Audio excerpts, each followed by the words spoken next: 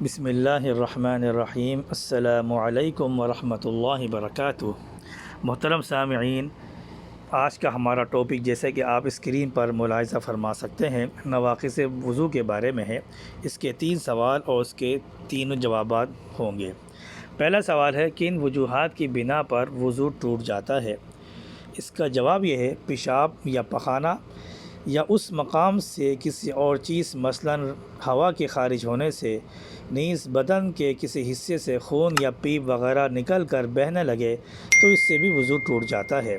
منہ بھر کر قے ہو، دانتوں سے خون نکلے یا تھوک میں خون کا رنگ غالب ہو، لیٹ کر یا ٹیک لگا کر سو جائے، بے ہوشی، غشی، نشہ یا جنون طاری ہو جائے، زور سے نماز میں قہقہہ لگا دے تو یہ بھی وضو کو توڑ دیتے ہیں۔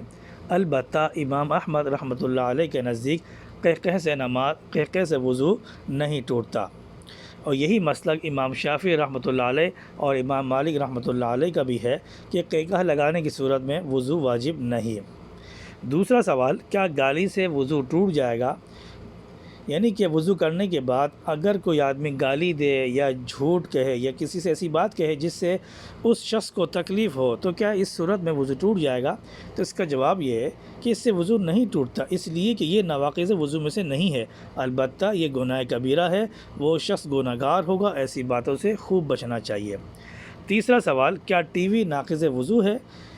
اس کا جواب یہ ہے کہ ٹیلی ویژن کا دیکھنا نواقض وضو میں سے نہیں، اس لیے کہ اس سے وضو تو نہیں ٹوٹے گا، ویسے خود ٹی وی دیکھنے سے بچنا چاہیے، اس لیے کہ اس میں فحش اور گندے پروگرام اور ننگی تصاویر دکھائی جاتی ہیں۔ محترم سامعین، یہ تھے 3 سوال اس کے جوابات۔ امید ہے آپ کو یہ فقہی مسائل سمجھ آ گئے ہوں گے۔ آپ سب لوگوں سے ایک چھوٹی سی گزارش ہے کہ اس ویڈیو کو زیادہ سے زیادہ شیئر کریں، خود بھی اس کو سنیں اور دوسروں کو بھی اس کو شیئر کریں تاکہ آپ کے لیے یہ صدقہ جاریہ بن سکے۔ وما علینا الا البلاغ المبین۔ والسلام علیکم ورحمۃ اللہ وبرکاتہ۔